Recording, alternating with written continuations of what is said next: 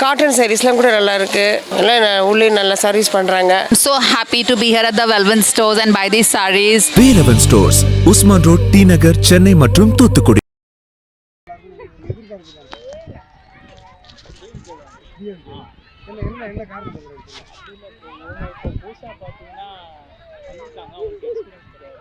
கமலும் சரி சீமானும் சரி எல்லாமே வந்தாங்க. ஆனால் யாருமே ஸ்டாண்டர்டாக கிடையாது.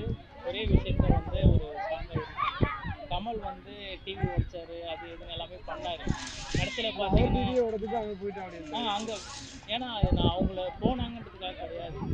இப்போது தமிழ்நாடு பொறுத்த வரையும் பார்த்தீங்கன்னா டிஎம்கே ஏடிஎம்கே தான் வெல்நோன் பொலிட்டிக்கல் கட்சின்னு பார்த்தா அதுதான். இப்போது மற்றதெல்லாம் பார்த்தீங்கன்னா ரிலீஜன் பேஸ்டு கேஸ்ட் பேஸ்டு தான் போயிட்டு இருக்குது. பிஜேபியாக இவ்வளோ நாள் தமிழ்நாட்டில் வரவே முடியலன்னா ஃபஸ்ட்டு ரீசன் அவங்க ரிலீஜனை மெயினாக வச்சு அந்த இதில் நார்த் சைட்லாம் ரொம்ப அது பிரச்சனை இருக்குது.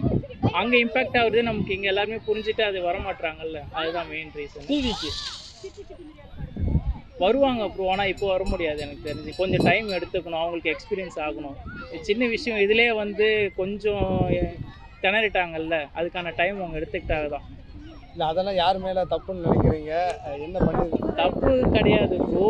இப்போ எல்லாருமே ஒரு அன்பு, எல்லாருமே ஒரு இதில் தான் போகிறாங்க. அதை தாண்டி போக இவங்களாம் ஆரம்பத்துலேருந்து இருக்காங்க. இவங்க நல்லதும் பண்ண தெரியும், கெட்டதும் பண்ண தெரியும் மாதிரி இப்போ பண்ணுறதையும் பண்ணிட்டாங்க. ஓகேங்களா? அதனால் இவர் அதுக்கான கரெக்டான ஆளுங்களை இவங்க இது பண்ணிடுறாங்க.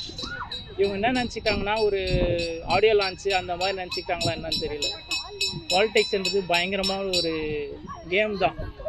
அதில் எக்ஸ்பீரியன்ஸ் ஆனவங்க சஸ்டெயின் பண்ணுவாங்க, இல்லாதவங்க அவங்களுக்கு அடிபணிஞ்சு போவாங்க. அவ்வளோ. இப்போ விஜய் எப்போ வருவாருன்னு நினைக்கிறேன் முதல்வரா?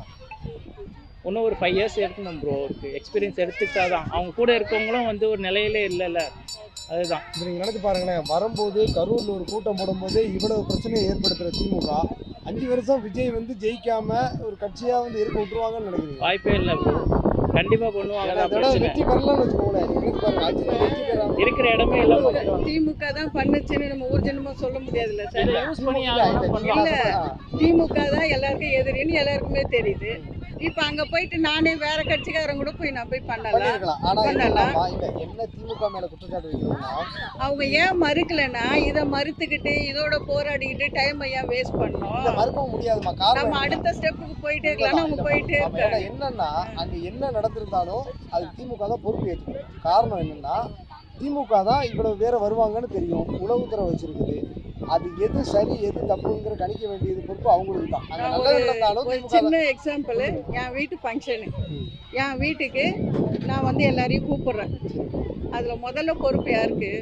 நீங்க தான். நான் அந்த தேசத்துல இருக்கலாம், அந்த நாட்டுல இருக்கலாம், அந்த தெருவுல இருக்கலாம், எல்லாமே இருக்கலாம். ஆனா என் வீட்டுக்கு நான் கூப்பிடுறேன். வீட்டுக்கு வந்திருந்தா உண்மைதான். நீங்க சொல்றது நான் அப்படியே நீங்க சொல்றதுக்காக சொல்றேன். நான் உங்க வீட்டுக்கு வந்துட்டேன்னு வச்சுக்கோங்களேன். நீங்க உங்க வீட்டுல ஒரு ஃபங்க்ஷன் வைக்க போய் போலீஸ்கிட்ட பெர்மிஷன் வாங்க வேண்டாம், யாருக்கும் லெட்டர் கொடுக்க வேண்டாம். நான் ஒரு லெட்டர் கொடுக்க வேண்டாம். என் வீட்டுக்கு ஒரு 10 பேர் வராங்க, நீங்க எங்களுக்கு பாதுகாப்பு கொடுங்கன்னு நீங்க ஸ்டேஷன்ல எழுதி கொடுக்க வேண்டாம். அவங்க ஓகே உங்களுக்கு 10 பேர் வராங்களா, அதுக்கான ஸ்டேஷன் போலீஸ் உங்க வீட்டில் பாதுகாப்பு இருக்காது இல்லைங்களா? ஆனால் நீங்கள் ஒரு பொதுக்கூட்டம் நடத்துறீங்கன்னா நீங்கள் அந்த ஏரியாவில் உள்ளவங்கள்ட்ட அனுமதி வாங்கணும். இத்தனை பேர் வராங்க, இதுக்கான பாதுகாப்பை கொடுங்க. அப்போ கவர்மெண்ட் என்ன எழுதி கொடுக்கணும், ஓகே நான் உங்களுக்கு பாதுகாப்பு தர்றேன். இல்லை பாதுகாப்பு தர முடியாது, இது சின்ன இடம்னு கவர்மெண்ட் ஒத்துக்கிறோம். இல்லை நீங்கள் ரொம்ப பெரிய கூட்டம் கொடுக்குறீங்க, உங்களுக்கு நான் பாதுகாப்பு தர முடியாதுன்னா அங்கே கொடுக்க முடியாமல் எப்போ வேணாலும் அந்த கூட்டத்தை ரத்து பண்ணுறதுக்கு போலீஸுக்கு அதிகாரம் இருக்குங்க.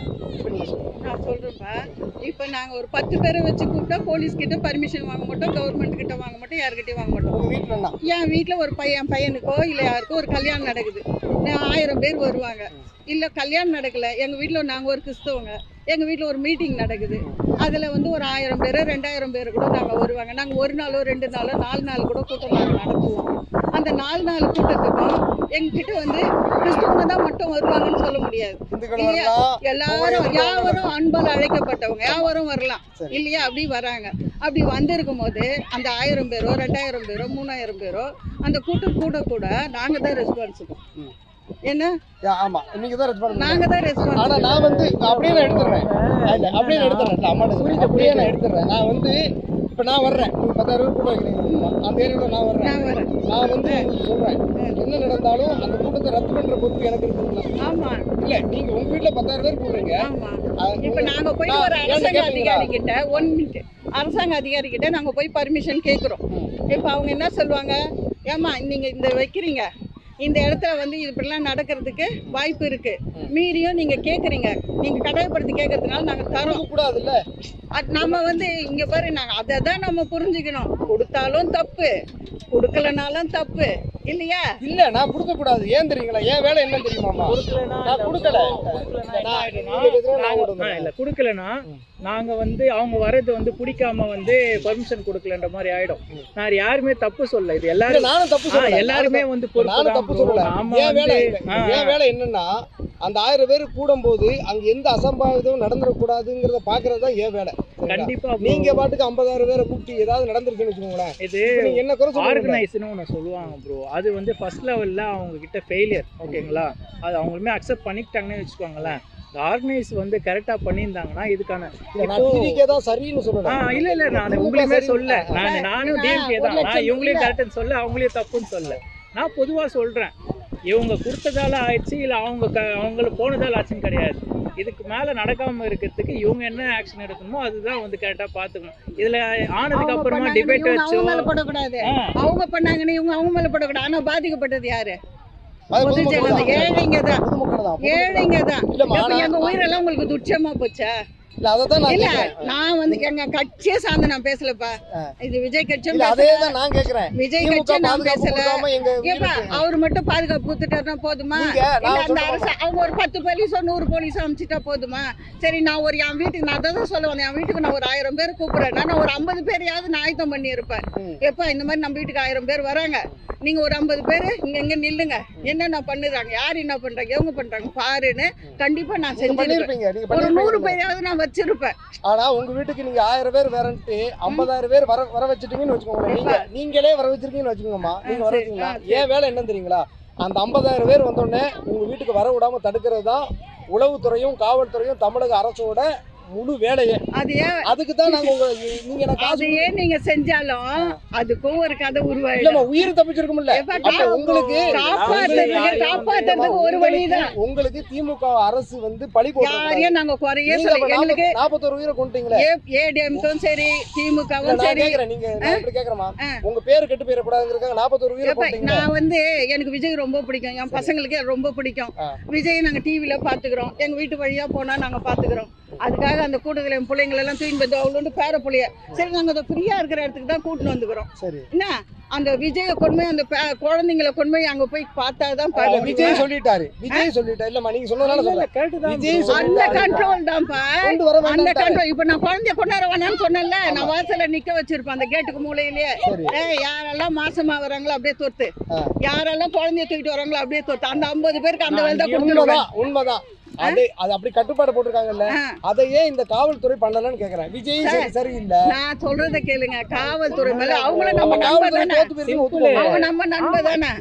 அப்ப டிவில இருக்கறதெல்லாம் நம்ம நண்பர். நம்ம ஒரு கோடி பேர் வந்து மீடியா ப்ரோ, ஓகேங்களா? இப்போ நம்ம சும்மா வந்து ஏதோ ட்ரெஸ்பாஸ் பண்றதுன்னு வச்சுக்கோங்களேன், நம்ம வந்து அவங்க வந்து தடுக்கும் போதோ கொல்லும் போதோ நம்மளோட இப்போ உங்களோட மீடியா வச்சு நீங்க இன்ஃப்ளூயன்ஸ் பண்றீங்களா, அது மாதிரி நாங்க வந்து கட்சி அப்படின்ற மாதிரி அவங்க இன்ஃப்ளூயன்ஸ் பண்ணியிருப்பாங்க அந்த டைம்ல. நான் வந்து அவங்கள சொல்லலை. இப்போ ஏன்னா போலீஸ் வந்து அவங்களுக்கும் வந்து ஓரளவு தான் வந்து பவர் கொடுப்பாங்க. மாதிரி மனுஷன் தானேப்பா. இல்ல உளவுத்துறை டிஎம்கேனால பேசல, பொதுவா தான் பேசுறேன். அங்க போயிருந்தாலும் பிரச்சனை ஆயிடுச்சு. நீங்க சொல்றது ஓகே தான், அக்செப்ட் பண்ணிக்கிறேன். தடுத்து இருக்கலாம், ஆனா தடுக்கிறதுக்கான வழியை அவங்க விட்டுருக்க மாட்டாங்க. ஒன்னே வந்து நான் மாவட்டம் பேசுறேன், இது பேசுறேன், அது பேசுறேன், எல்லா சைடு வந்து பிரச்சனை எழுதி கொடுக்கும்போது அங்க எழுதிருக்கோம். அதோட ஏதாவது இப்போ நீங்க நினைச்சு பாருங்க, உயிர் போகாம ஏதாவது அசம்பாவிதம்னா லத்தி சார்ஜ் பண்ணாங்கல்ல, லத்தி சார்ஜ் பண்ணி நிறுத்தினாங்க.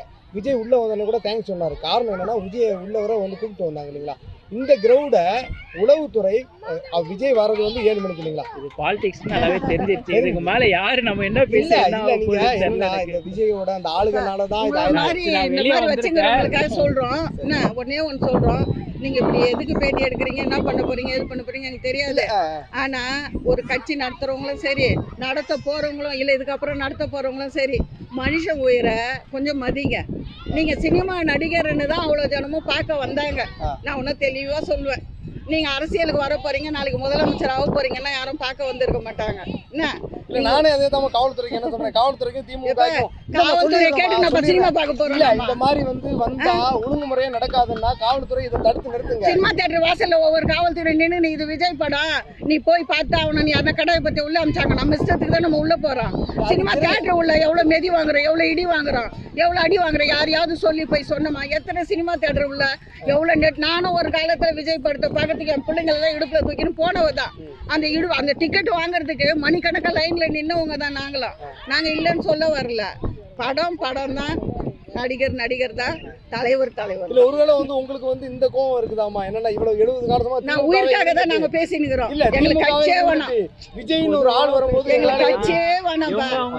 அந்த காலத்துல பிரிட்டிஷ்காரன் கட்சி இருந்தது பாரு, அது வந்தா கூட சந்தோஷமா எடுத்துப்போம். பிரிட்டிஷ்காரன் கட்சி வந்தா கூட சந்தோஷமா எடுத்துப்போம். கடந்த ஒரே அவ்வளவுதான். இல்ல ஜோசப் விஜய் அதனால ஓட்டு போடாதீங்கன்னு திமுக பிரச்சாரம் பண்ணுது. எப்படி பாக்குறீங்க? எங்களுக்கு அதெல்லாம் தெரியாதுங்க. கிறிஸ்தவர் இல்ல அத நான் சொல்றேன். அந்த ஜோசப் யாருன்னு தெரியாது, விஜய் யாருன்னு ஓட்டு போடாதீங்க அப்படிங்கறாங்க. கிறிஸ்தவங்கனால முதல்ல எலெக்ஷன்ல நிக்காதீங்கன்னு சொல்லுவேன் நானு. ஏமா என்னை பொறுத்தவரையில அதான் சொல்லுவேன். நம்ம ஆண்டவருக்காக அடிமையாவும் மறிச்சு போகணும். அன்பு ஒண்டி தான் ஜெயிக்கும். இங்க இருக்க அரசியல்வாதிக்கு அடிமையா போகணும். ஏன் நீ அரசியல்ல நின்னு ஏன் உனக்கு இந்த தூஷணம்? இல்லையே நிக்காத, தலைவராகவே நிக்காத. யாரு திமுகவுக்குன்னு இல்லப்பா, யார் நின்னாலும் போடுவோம். நாங்க திமுக தான் போடுறோம். நாங்க சொல்றோமா?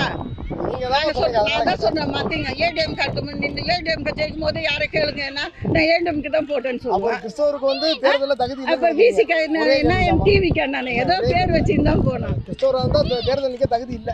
யாரு கிறிஸ்தவருக்கு தகுதி இல்ல நான் சொல்லலப்பா. நிக்காதீங்கன்னு தான் சொல்லுவேன்.